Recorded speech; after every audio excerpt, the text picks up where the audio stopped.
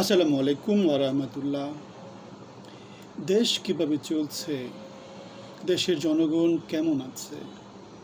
তারা কি আগে থেকে ভালো আছে? দিনে দিনে যে পরিবর্তন, সে পরিবর্তনটা কি ভালোর দিকে হয়েছে নাকি খারাপের দিকে হয়েছে?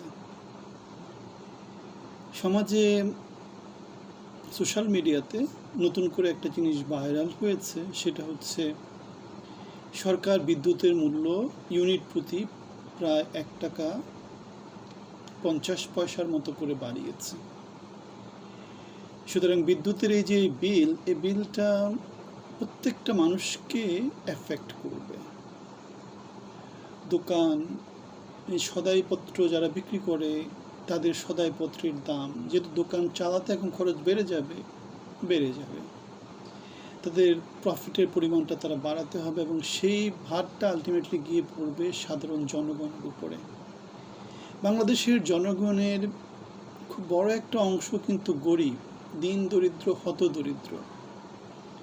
এখন তাদের তো আয় উপার্জন নাই, তারা কিভাবে চলবে? যেই রকম করে চলছে, এইভাবে চললে যদি সরকারের খাদ্য নিরাপত্তা যদি না বাড়ে, জনগণের যদি নিরাপত্তা না চাদরে নিয়ে না আসা হয়, দারিদ্র্য নিয়ে ব্যবসা যদি ইউনুসের মতো লোকজনের জন্য আরও বেশি করে সুযোগ সৃষ্টি করে দেওয়া হয়, তাহলে তারেক রহমানকে যেভাবে দ্রব্যমূল্য বাড়াচ্ছে সেভাবেই বাড়াতে হবে। আমরা দেখেছি তারেক রহমানের সরকার সরকারি কর্মকর্তা কর্মচারীদের বেতন বাড়াচ্ছে। দেশে তো উৎপাদন বাড়েনি, তাহলে বেতন বাড়িয়ে দিলে কি হবে? যেই বাজারে পণ্যগুলো আছে সে পণ্যের দাম বেড়ে যাবে, এবং পণ্যের দাম বেড়ে গেলে তখন কি হবে? সবচেয়ে বেশি ক্ষতিগ্রস্ত হবে সমাজের নিম্ন আয়ের লোকজন, নিম্ন আয়ের পরিবারগুলা। তারা না খেয়ে অনাহারে অদ্যাহারে থাকবে। এমনও হতে পারে দেশে হয়তো দুর্ভিক্ষও শুরু হতে পারে। আমাদের যে সমস্ত জেলাগুলোতে অভাব অভিযোগ বেশি, সে সমস্ত অভাব অভিযোগপূর্ণ এলাকাগুলোতে যদি সরকার তার খাদ্য নিরাপত্তা, জনগণকে যেই নিরাপত্তার চাদরে নিয়ে আসে, আর্থিক সহায়তা দেয়া, সে কাজটা যদি তারা না করে, সেখানে হয়তো অশান্তি শুরু হয়ে যেতে পারে, সরকার বিরোধী আন্দোলনও পরিচালিত হতে পারে। কিন্তু এই অবস্থায় আমরা আবার দেখেছি অনেক ডিসি এবং অনেক ইউএনওর জন্য প্রায় ১.৫ কোটি টাকা করে প্রত্যেকটা গাড়ির দাম ১.৫ কোটি টাকা। তেমন করে প্রায় ২০০ গাড়ি কিনা হচ্ছে সরকারের বাজেট থেকে, জনগণের ট্যাক্সের টাকা থেকে। তাহলে প্রান্তিক জনগোষ্ঠীর নিরাপত্তা নিশ্চিত না করে, খাদ্যের মৌলিক যেই চাহিদা সেটা নিশ্চিত না করে আমাদের সরকার ১.৫ কোটি টাকা করে গাড়ি কিনছে সরকারি কর্মকর্তা কর্মচারীদের জন্যে, নিজেদের জন্যে। বেতন বাড়িয়ে দিচ্ছে সরকারি কর্মকর্তা কর্মচারীদের জন্যে, নিজেদের জন্যে। এই অবস্থায় দেশটাকে কি আমরা মানবিক বলতে পারি নাকি দানবিক বলবো? আমার তো মনে হয় দেশটাকে মানবিক বলার কোনো সুযোগ নাই। আজকে সোশ্যাল মিডিয়াতে একটা ফটো কার্ড দেখলাম, আমাদের স্বাস্থ্য মন্ত্রণালয়ের দায়িত্বে যিনি আছেন, সেই বরকতুল্লাহ বুলু বা কেউ একজন, দুলু নরসিংদীর যিনি আছেন আর কি, তিনি কোথাও গিয়েছেন, তার খাবারের যে চামচ, গরম খাবার, সেখানে একজন চিকিৎসক ফু দিয়ে দিচ্ছে। আমরা তো এর আগে অনেকবার দেখেছি তারেক রহমানের গাড়ির সামনে পিছনে আমাদের মন্ত্রীরা পর্যন্ত দৌড়াদৌড়ি করছে, আমাদের এমপিরা তারেক রহমানকে প্রোটোকল দিচ্ছে। তারেক রহমানের নজরে আসার জন্য কতজন কত রকম করে চেষ্টা করছে। সেই চেষ্টারই অংশ হিসেবে আমরা দেখেছি বাংলাদেশ ব্যাংকের গভর্নর হয়েছে একজন চার্টার্ড অ্যাকাউন্টেন্ট, একজন সোয়েটার ফ্যাক্টরির মালিক। পৃথিবীর কোথাও কোনো দেশের অর্থনীতির নীতি নির্ধারণী সেন্ট্রাল ব্যাংকের গভর্নর এত বাজে কোয়ালিটি নিয়ে নেই। এমনকি সুদানের, পৃথিবীর মধ্যে সবচেয়ে দরিদ্রতম এলাকা সুদানের সেন্ট্রাল ব্যাংকের গভর্নর একজন ডক্টরেট, আমেরিকা থেকে পিএইচডি করা। সুতরাং রাষ্ট্রের অর্থনীতির উপর ডিপেন্ড করে রাষ্ট্রের লোকজন, রাষ্ট্রের রাজনীতি, সব কিছু কীভাবে চলবে সেটা আমাদের কেন্দ্রীয় ব্যাংকের গভর্নর ঠিক করে দেয়। সেই কেন্দ্রীয় ব্যাংকের গভর্নর আমরা পেয়েছি একজন সোয়েটার ফ্যাক্টরির মালিককে পেয়েছি, একজন চার্টার্ড অ্যাকাউন্টেন্টকে পেয়েছি, একজন কেরানিকে পেয়েছি। তারই ধারাবাহিকতায় তারেক রহমানের সরকার আমরা দেখেছি বাংলাদেশ সিকিউরিটি অ্যান্ড এক্সচেঞ্জ কমিশনের যে চেয়ারম্যান, সেই চেয়ারম্যান হিসেবে নিয়োগ দিয়েছে আরেকজন চার্টার্ড অ্যাকাউন্টেন্টকে, তার নাম মাসুদ খান। তিনি ক্রাউন সিমেন্টের চিফ এক্সিকিউটিভ অফিসার ছিলেন, বাট বেসিক্যালি একজন চার্টার অ্যাকাউন্টেন্ট, অন্য কোনো কোয়ালিটি তার নাই। চার্টার অ্যাকাউন্টেন্ট মানে কি আর্থিক যেই অসঙ্গতি সেই জিনিসপত্রগুলো তিনি তদারকি করতে পারেন, তার মধ্যে লিডারশিপ কোয়ালিটি নাই। তিনি যেই প্রফিট অ্যান্ড লস অ্যাকাউন্টেন্ট, যেই ব্যালেন্স শিট অথবা ইকুইটি, শেয়ারহোল্ডার্স ইকুইটি, এই জিনিসপত্রগুলো তিনি দেখতে পারেন, তিনি পড়তে পারেন, কিন্তু লিডারশিপ দেওয়ার মতো যোগ্যতা তার মধ্যে নাই। এই যে কাজটা বললাম যে balance sheet, profit and loss accountant, shareholders equity, এই জিনিসপত্রগুলো সিম্পল একজন বিএ পাস, ব্যাচেলার্স ডিগ্রিধারী একজন লোক সেটা করতে পারে। পড়াশোনা না করেও কাউকে যদি কিছুদিন ট্রেনিং করে দেওয়া হয় যে কীভাবে কোন জায়গা থেকে কোন জায়গায় দেখলে, কেন আমাদের ক্লাস 10-এ আমাদের কী আছে, অ্যাকাউন্টিং আছে, হিসাব বিজ্ঞান আছে, সেখানেও এই কাজগুলো হয়।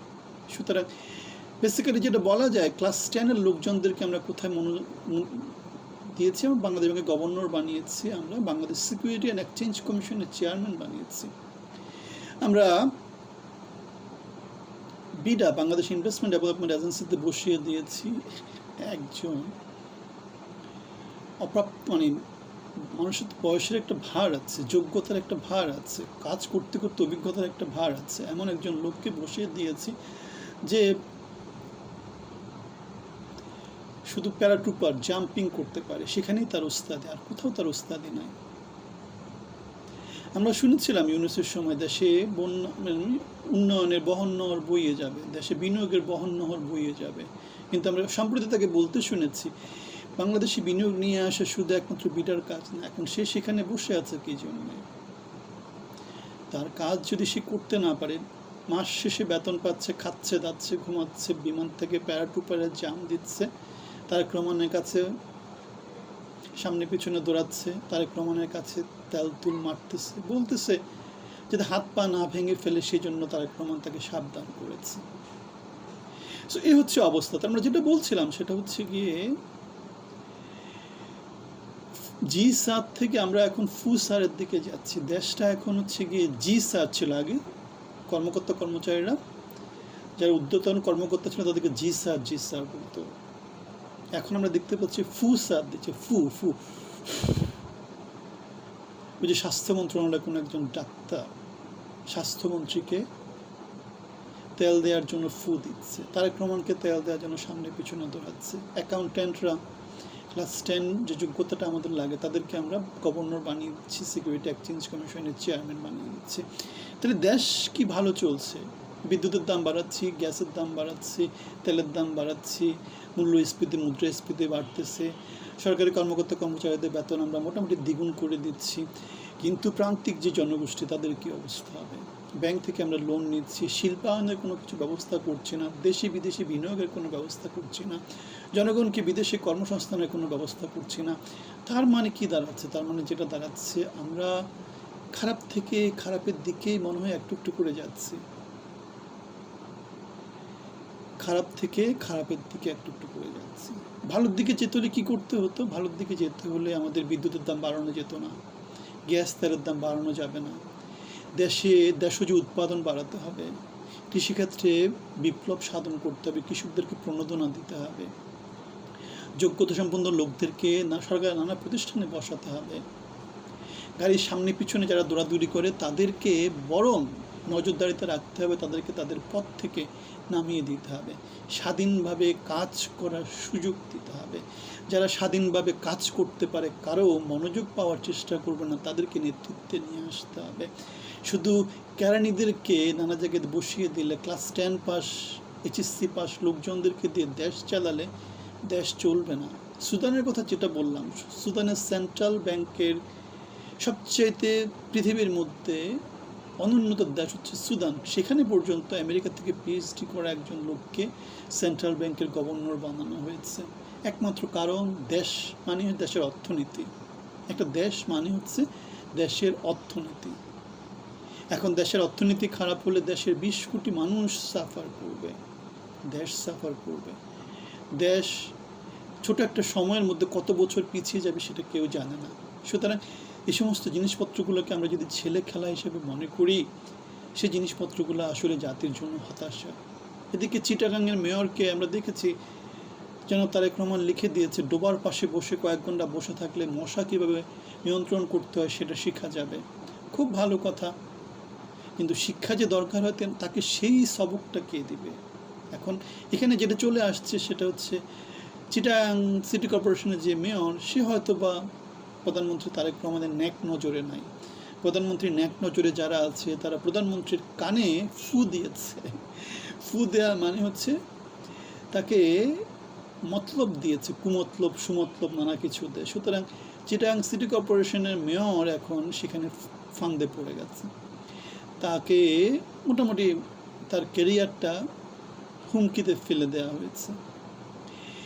এটা যেহেতু গোপনীয় দলিল ছিল, সে গোপনীয় দলিলটা কেউ ফাঁস করে দিয়েছে, সেটা পত্রপত্রিকায় এসেছে, সেটা নিয়ে আবার তারা কেমন বাবা পাচ্ছে।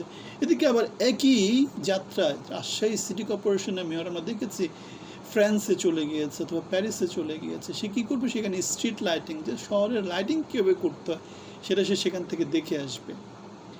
এই হচ্ছে অবস্থা। তাহলে আমরা দেখতে পাচ্ছি সব জায়গাতে ফু চলে, সব জায়গাতেই কার কে অনুগত সেটা দেখে। এখন অনুগত পাওয়ার জন্য হচ্ছে যে ফু দিতে হয় জি স্যার থেকে, এবং ফু স্যার হয়েছে মাসুদ, ভালো হবে না। মাসুদের যে বসরা তারাও ভালো হবে না। বাংলাদেশ কি ভালোভাবে যেতে পারবে কোথাও? আমার সেটা মনে হয় না। কারণ ভালোভাবে কোথাও যেতে হলে লিডারশিপ ভালো হতে হবে, রাজনৈতিক নেতৃত্বের সেই রকমের মনোভাব থাকতে হবে। এখন মনোভাবটা আসবে কিভাবে? জানার মধ্য দিয়ে সেটা বাস্তবায়ন করতে হবে। কার জানা কত দূর সেটা তো তাদের অতীত জীবনের অভিজ্ঞতা আমাদেরকে সেটা বলে। সুতরাং আমরা যে কথাটা বলছি সেই কথাটা হচ্ছে বাংলাদেশ তাহলে এখন জি স্যার থেকে ফু স্যারের দিকে গিয়েছে। আমরা যে কথাটা বললাম সেটা হচ্ছে বাংলাদেশ উন্নতির পথে না গিয়ে অধঃপতনের দিকে একটু একটু করে আগাচ্ছে বলে আমাদের মনে হচ্ছে। আমাদের কথার সাথে দ্বিমত পোষণ করলে কোথায় দ্বিমত পোষণ করতেন সেটা জানাবেন। আপনাদের সবার জন্য শুভকামনা, ভালো থাকবেন। আসসালামু আলাইকুম ওয়া রাহমাতুল্লাহি ওয়া বারাকাতুহু।